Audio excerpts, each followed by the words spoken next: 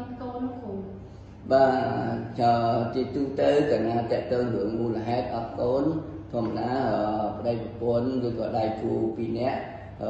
កណាមានបញ្ហាអញ្ចឹងយើងអត់អាចនៅស្ងៀមបានទេយើងអត់អាចនៅផ្ទះបានទេយើងត្រូវតែវិភាគឬក៏យើងត្រូវតែមកពេទ្យដើម្បីគ្រប់ពេទ្យហ្នឹងជួយរកមើលមូលហេតុបាទរកមើលមូលហេតុស្ទប់បែបស្ទប់យ៉ាងដើម្បីរកដឹងថាតើយើងអត់កូននឹងមកពីអីណាវាមកពីខាងប្រុសឬក៏មកពីខាងស្រីអញ្ចឹងណាបាទអញ្ចឹងក្នុងហ្នឹងជាទូទៅតាមខ្ញុំសង្កេតឃើញពីច្រើនឃើញច្រើនតែថាឲ្យតែខាងស្រីហ្នឹងមកពីអ្នកសុខភាពទេគិតអញ្ចឹងខុសហើយបាទពីព្រោះតើតើរឿងអត់កូននេះតាមក្បួនខ្នាតត្មងគឺគេឲ្យវិភាគបរោះមុនគេឲ្យវិភាគរឿងទឹកកាំងបរោះមុនគេអាចពិនិត្យជាបាលស្ត្រីមុនទេគេត្រូវវិភាគទឹកកាំងបរោះពិនិត្យសុខភាពបរោះអីមុនហើយបានគេវិភាគខាងស្ត្រីជាក្រោយបាទអញ្ចឹងជាទូទៅនៅពេលដែលយើងមកពេទ្យខាងពេទ្យហ្នឹងគេត្រូវរកសិក្សាមើលមូលហេតុថាតើតើទៅនឹងអ្វីជាទូទៅគេបើសិនជាបរោះឧទាហរណ៍ថាបរោះមុនចុះបរោះតើតើបរោះមូលហេតុដែលអត់កូនជួនកាលតើតើរឿងវ័យយើងបាទព្រោះវ័យយើងបើសិនជាវ័យចាប់ពី40ឆ្នាំឡើងទៅក្បួនលក្ខណៈធម្មជាតិរបស់មនុស្សយើងគឺកម្រិតអរម៉ូនភេទដែលគេអាចថាអរម៉ូនតេស្តូស្តេរ៉ុនហ្នឹងគឺចាប់ដើមថយចុះជាលក្ខណៈធម្មជាតិដែរអញ្ចឹងលក្ខណៈហ្នឹងបានន័យថាជួនកាលការដែលអត់កូនយើងត្រូវសិក្សាឬក៏មើលទៅលើវ័យហ្នឹងដែរបាទហើយទី2តកតងរឿងមុខរបរជួនកាលមុខរបរបរោះហ្នឹងគឺតកតងរឿងថាមុខរបរហ្នឹងនៅកន្លែងធ្វើការដែលក្តៅខ្លាំងឬក៏មុខរបរណាដែល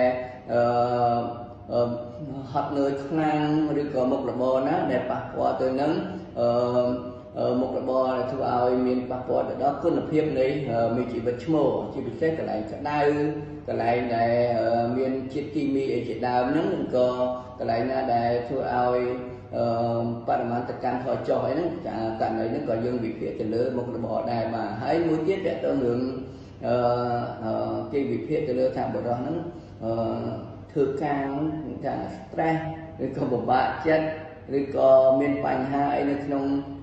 ខ្លួនឯងផងនៅកន្លែងធ្វើការផងនៅក្នុងគ្រួសារផងអីចឹងទៅបញ្ហា stress ហ្នឹងក៏ជាមូលហេតុដែលធ្វើឲ្យអត់កូនឬក៏លំបាកមានកូនដែរបាទហើយទី2តើតើទៅនឹងការប្រព្រឹត្តព្រោះជួនកាលបរិសុទ្ធបាទបរិសុទ្ធជួនកាលតើតើនឹងគាត់ដូចថាចូលចិត្តញ៉ាំស្រាបៀប៊ីយ៉ាត្រារួមទាំងទឹកត្នោតជូរអីដែរហ្នឹងអាហ្នឹងទៅគ្រឿងសម្បឹងហ្នឹងឬក៏ជក់បរិយប្រើគ្រឿងញៀនអីហ្នឹងអាហ្នឹងក៏សិតតែជាមូលហេតុដែលប៉ះពាល់ទៅឲ្យខូចឬក៏បន្ថយគុណភាពរបស់មានជីវិតឈ្មោះដែលធ្វើឲ្យមានបញ្ហាលំបាកមានកូនបាទហើយជួនកាលគេសួរយើងទៀតសួរបរិសុទ្ធទៀតតើតើរឿងកីឡាបាទពីព្រោះបើសិនជាតើតើរឿងបរិសុទ្ធដែលគាត់មានបញ្ហារឿងអត់កូនអាហ្នឹងគេអត់ទៅឲ្យបរិសុទ្ធហ្នឹងខ្ញុំលេងកីឡាដែលប្រភេទជិះកង់ទេបាទពីព្រោះហេតុអីព្រោះកីឡាជិះកង់វាប៉ះពាល់ទៅនឹងមុខងារឬក៏មុខងារផលិតរបស់មេជីវិតឈ្មោះបាទតកតងទៅនឹងឧទាហរណ៍ថាធម្មតាជាទូទៅធម្មតាស្បែកកងស្បាស់របស់យើងត្រូវមានកម្ដៅនឹងទាបជាងខ្លួននឹង3អង្សាសេបានអាចផលិតមេជីវិតឈ្មោះបាទអញ្ចឹងកីឡាហាត់ប្រាណដោយជិះកង់ឬក៏លេងកីឡាអីផ្សេងៗដែលយើងឆ្លៀកខោ slip តឹងណែនខ្លាំងពេករយៈពេលយូរអញ្ចឹងទៅវាទៅធ្វើឲ្យទៅជាហប់ក្តៅកកិតអញ្ចឹងកាត់បន្ថយការផលិតមេជីវិតឈ្មោះដែលធ្វើឲ្យមានបញ្ហាលំបាកមានកូនបាទហើយមួយទៀតគឺខាងបរិសុទ្ធហ្នឹងដែរសំខាន់ជាងគេគឺគេវិភាគគេយកទឹកកាមហ្នឹងទៅ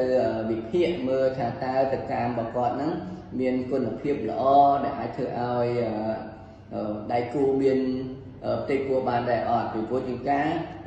អាចវិភាគតាំងពីទឹកកាមផងអាចវិភាគតាំងពីមើលមេរោគឬក៏មានស្អីដែលមិនប្រក្រតីនៅក្នុងទឹកកាមហ្នឹងក៏យើងត្រូវតែ ប្រាប់ទៅដល់គាត់ដែលប្រជុំការមានរហូតដល់មានឈាមនៅក្នុងទឹកកាមទៀតដែរហ្នឹងក៏យើងត្រូវតែវិភាគទៅដល់បរិះហ្នឹងដែរអញ្ចឹងជាទូទៅបើសិនជាយើងចង់វិភាគទឹកកាមបានល្អគឺកណ្ដាប់ឲ្យបរិះហ្នឹងកុំទាន់គេងជាមួយដៃគូពី3ថ្ងៃទៅ5ថ្ងៃដើម្បីមើលលទ្ធផលទឹកកាមហ្នឹងទៅគឺដឹងថាជាក់ច្បាស់តែម្ដងបាទហើយមួយទៀតក៏បរិះហ្នឹងក៏ត្រូវតែរួមចំណែកនៅក្នុងការគេថាដឹងអំពីវត្តរដូវរបស់ស្ត្រីដែរពីព្រោះជួនកាលឆ្វេងក្បិតតែយើងជាបរិះពេលបើតែយើងជាបរិះយើងត្រូវពីព្រោះធម្មតារដូវរបស់ស្ត្រីមួយខែគេមកម្ដងមួយខែមកម្ដងមួយខែមកម្ដងប៉ុន្តែមានតែមួយថ្ងៃទេក្នុងមួយឆ្នាំមួយខែហ្នឹងមានតែមួយថ្ងៃទេដែលខាងស្ត្រីនឹងខ្ជាប់មេជីវិតញីអញ្ចឹងហើយមេជីវិតញីនេះគឺរស់បានតែ24ម៉ោងអញ្ចឹងកាលណាយើងគេងក្នុងមួយខែហ្នឹងក្នុងមួយខែហ្នឹងបើមិនជាយើងគេងខុសថ្ងៃហ្នឹងគឺបានន័យថាអត់មានកោទេទោះបីជាយើងគេងច្រើនដែរប៉ុន្តែបើសិនជាខុសថ្ងៃខ្ជាប់មេជីវិតញីអាហ្នឹងគឺបានន័យថាអត់មានកោទេធ្វើឲ្យចេតតាចេះឆ្ងល់ដែរជាបើមិនអត់មានកូនមិនអត់មានកូនអញ្ចឹងយើងត្រូវយើងជាប្រុសហ្នឹងក៏ត្រូវតែដឹងអំពីវត្តឈាមរដូវរបស់ស្ត្រីដែរបាទចំណុចទី2តើតើទៅនឹងឱកាសអត់កូនដែរគឺនិយាយពីស្ត្រីក៏ដូចគ្នាដែរតើតើទៅនឹងវ័យតើតើទៅនឹងវ័យបើសិនជាវ័យហ្នឹងចាប់ពី35ឆ្នាំឡើងទៅបានន័យថា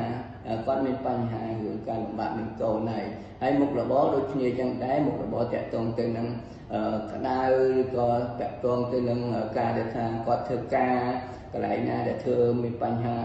stress ពិបាកចិត្តពីព្រោះស្ត្រីបើសិនជាធ្វើការខ្លាំងហត់ stress ខ្លាំងគឺមានវិបត្តិការជាក់មេជីវិតញីហើយបាទអាចជាក់មានវិបត្តិជាក់មេជីវិតញីឬក៏រាំងរដូវឬក៏អត់រដូវជាដើមហើយក្រៅពីហ្នឹងគឺយើងត្រូវដឹងពីការប្រព្រឹត្តផ្សេងៗរួមទាំងមានការញ៉ាំស្រាបារីអីជាដើមពីព្រោះស្រីឥឡូវសង្កេតឃើញមានស្រាំញ៉ាំស្រាញ៉ាំបរិយាយប្រហែលប្រុសអញ្ចឹងដែរអញ្ចឹងណាបាទអញ្ចឹងគឺថាយើងត្រូវតែមើលចំណុចហ្នឹងដែរហើយតើតើទៅនឹងស្ត្រីគឺត្រូវដឹងខ្លួនឯងថាក្នុងវត្តរដូវនេះមួយខែហ្នឹងយើងត្រូវដឹងថាថ្ងៃណាចាក់មេជីវិតញីបើសិនជាយើងខ្លួនយើងអត់ដឹងអញ្ចឹងគេការព្រាវគេព្រាវអញ្ចឹងគឺថាធ្វើឲ្យលំបាកការមានកូនអញ្ចឹងយើងត្រូវតែដឹងអញ្ចឹងនៅចំណុចហ្នឹងគឺនៅពេលដែលមកពេទ្យខាងអ្នកគ្រូគឺបញ្យល់លម្អិតអំពីការយើងត្រូវចាប់ដើមគេថ្ងៃណាដើម្បី